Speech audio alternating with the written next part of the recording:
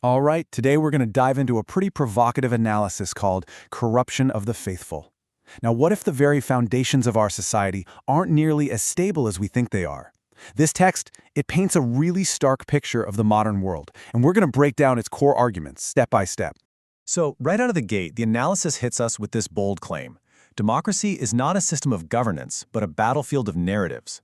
The whole idea here is that it's not about governing anymore. It's about a war of stories. And the core argument? Our shared sense of reality has been completely shattered.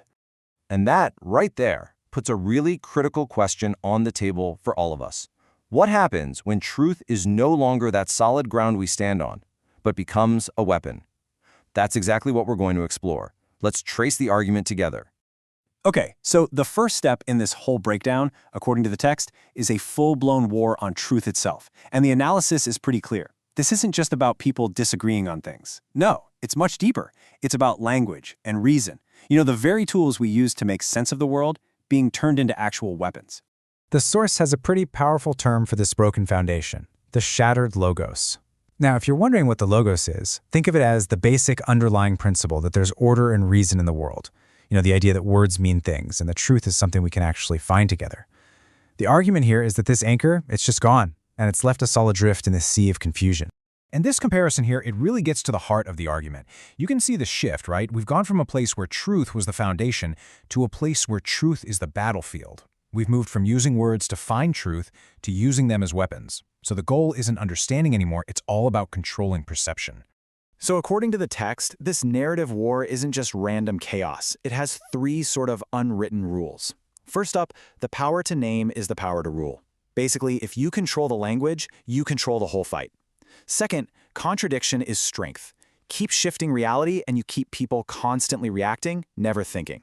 And third, memory is the enemy. You just rewrite the past to fit whatever you need in the present. It's like a blueprint for manufacturing reality. So what happens after truth completely collapses? Well, the analysis argues that the battlefield shifts. It moves into our belief systems. And that's where faith itself becomes a weapon. And this quote really captures the argument here. The system does not fear monsters, it breeds them. I mean, that's a chilling thought, right? The idea isn't just that the system fights against bad things, it's that it actively creates them. It's talking about an ideology that turns us against each other and maybe even against ourselves. The source uses this really powerful metaphor to describe what's happening: ideological possession. Think about that for a second. The idea is that people don't just hold beliefs anymore, the beliefs hold them. It's like they become empty vessels for a doctrine, and in the process, they lose their own ability to think independently. And this is where the analysis draws a really striking parallel. It claims that modern ideologies are starting to function just like a new kind of religion. I mean, look at this. You've got your original sin, which is privilege. Your redemption is endless activism. The sacrament is consumption, showing your devotion by what you buy. And heresy? Well, that's just doubting the doctrine. But here's the kicker. According to the text, this new religion offers no grace, no salvation, just an endless, exhausting struggle. So if you're in a state of endless struggle, where does that lead? Well, according to the text, it inevitably leads to the next stage, a self-devouring society, a civilization that literally starts to feed on itself. You know that constant sense of anxiety and division that seems to be everywhere? The source argues that's not a bug in the system, it's a feature. It's what it calls the engine of hunger. This deep, manufactured hunger for meaning, for identity, for conflict, that's what keeps us restless and controllable. It's the fuel for the whole machine, both economic and political, and it runs on our own dissatisfaction. So, you have to ask, right? Who benefits from all this manufactured hunger? The text points to a group it calls the devouring class. And this isn't your typical leadership class that builds things or innovates. No, this is a group that profits from a state of managed collapse. They're not building a civilization, they're feeding on it as it decays. And this leads to a pretty powerful and kind of scary fusion. The analysis claims the two biggest forces in our lives, the state and the market, are basically two sides of the same coin now. The state has become like a god, this infallible moral authority. And the market? That's the church, offering us salvation through what we buy. And what do they both need to survive? They both thrive on our endless, unfulfilled desires. Okay, so where does all of this ultimately lead? What's the final stop on this train?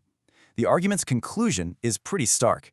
Reality itself collapses, and it gets replaced by a world where everything is just a performance. And this is where the analysis makes what might be its boldest claim of all. That overwhelming sense of confusion that so many of us feel, it's not an accident. It's a deliberate strategy. And why would anyone do that? Well, it's simple. A population that can't tell fact from fiction is a population that can be controlled absolutely. And these, right here, are the so-called weapons of confusion that the text describes. You've got a constant flood of contradictory information. You've got moral relativism, where nothing is really right or wrong.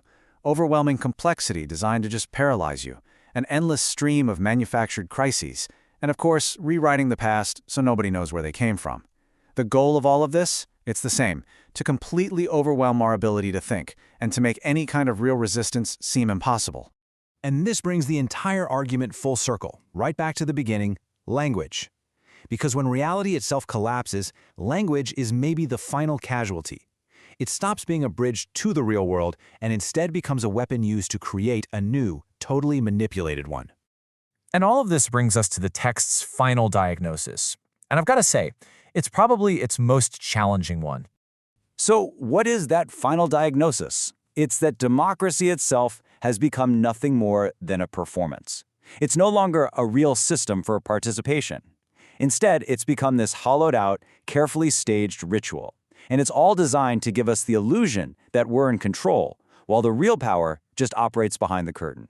I mean, look at the contrast here. The ideal, the then, was a system of governance where people could actually exercise power and shape the future. The reality, the now, as this text argues, is just a ritual of submission. It's a ceremony that creates the illusion of choice, but the real rulers never change. In other words, genuine participation has been swapped out for empty performance. And in this final quote really just puts it bluntly, doesn't it? The people are not choosing their future. They are choosing which mask the system will wear while it continues down the same path. It suggests the choices we're given are designed to make sure nothing fundamental ever really changes. And so, this is the final, lingering question the analysis leaves us with. It doesn't offer any easy answers, but it does force us to ask, if democracy really is just a performance, what happens when the audience stops believing in the show? So, there you have it. Everything we've gone over today has been a breakdown of the core arguments presented in the text Corruption of the Faithful. It's a really challenging framework for sure, but one that offers a unique lens for trying to understand the world we're living in.